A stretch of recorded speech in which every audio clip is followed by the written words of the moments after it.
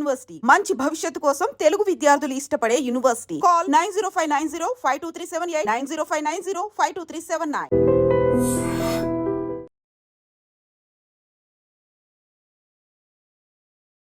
ఇది అత్యంత భయాందోళన కలిగిస్తున్నటువంటి విషయం ఏంటంటే ఈ మధ్య కాలంలో చాలా వరకు భూకంప వార్తలు మనం తరచుగా వింటున్నాం. దట్టు ఈ సంవత్సరం అంటే 2025 సంవత్సరం జనవరి నుంచి కూడా భూకంపాల వార్తలు మనం కంటిన్యూషన్ గా వింటూనే ఉన్నాం. మొన్న మయన్మార్, అట్లాగే నిన్నగాక మొన్ననే ఇండోనేషియా, బ్యాంకాక్ ఇట్లాంటి ప్లేస్లలో చాలా ఎక్కువగా భూకంపాలు నమోదవడం, చాలా మంది చనిపోవడం కూడా జరిగింది. ఒకవైపు ఆ వార్తలు సద్దు మనగక ముందే జపాన్ లో కూడా అత్యంత తీవ్రమైన భూకంపం 2025 సంవత్సరం ఎండ్ వరకల్లా రాబోతోంది. కనీసం 3 లక్షల మంది చనిపోతారు అని ముందస్తుగా అంచనా వేయడమే కాకుండా జపాన్ దేశమే అప్రమత్తంగా ఉండండి అని ప్రజలకు హెచ్చరించినటువంటి సిచ్యువేషన్ లో ఇప్పుడు తెలంగాణకు కూడా భూకంపం వచ్చే అవకాశం ఉంది. అది కూడా రెక్టర్ స్కేల్ పై బానే ఉంటుంది, దాని తీవ్రత ఎక్కువగానే నమోదయ్యే అవకాశం ఉందని ఇప్పుడు హెచ్చరికలు అయితే జారీ చేస్తున్న పరిస్థితి. అది ఎవరో కాదు, ఎర్త్క్వేక్ రీసెర్చ్ అండ్ అనాలిసిస్ ఈ హెచ్చరికలు అయితే జారీ చేసింది. తెలంగాణలోని ఇప్పుడు ఉమ్మడి కరీంనగర్ జిల్లాలో భూకంపం సంభవించే అవకాశం ఉందని ఎక్స్పెక్ట్ చేస్తున్నారు.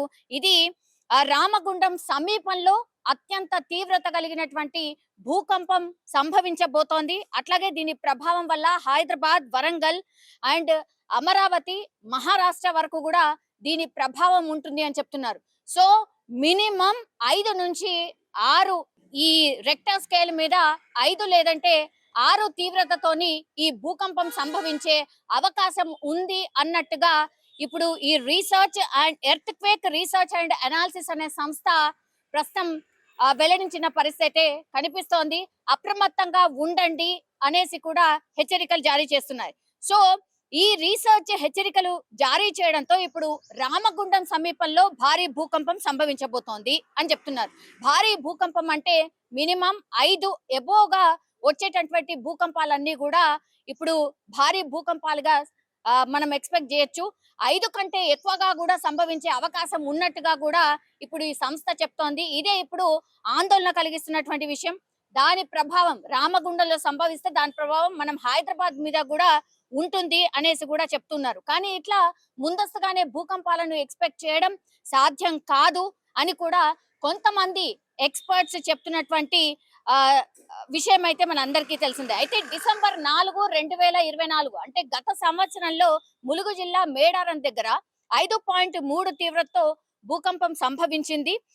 దీని ప్రభావంతో మన హైదరాబాద్ కావచ్చు, వరంగల్, ఖమ్మం, ఆంధ్రప్రదేశ్ లో కొన్ని ప్రాంతాల్లో కూడా దీని ప్రభావం అయితే కనిపించినటువంటి పరిస్థితి అయితే కనిపిస్తోంది. సో మనము జోన్ 2 లో ఉన్నాం. అంటే అత్యంత తక్కువ పాసిబిలిటీస్ ఉన్నటువంటి ప్రాంతంలో మనమున్నాం. అంటే తెలంగాణ మొత్తంగా అట్లాంటి జోన్ 2 అంటే తీవ్రత చాలా తక్కువగా ఉండేటటువంటి ప్రాంతంలో ఉన్నాం.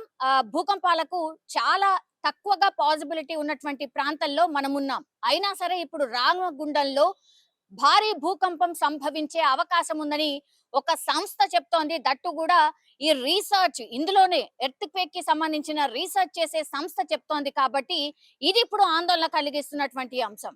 ఓకే, ఈ భూకంపం వస్తుంది అని చెప్తున్నారు, కానీ ఎప్పుడు ఏంటి అనేది కూడా ఇప్పుడు అతిపెద్ద చర్చ.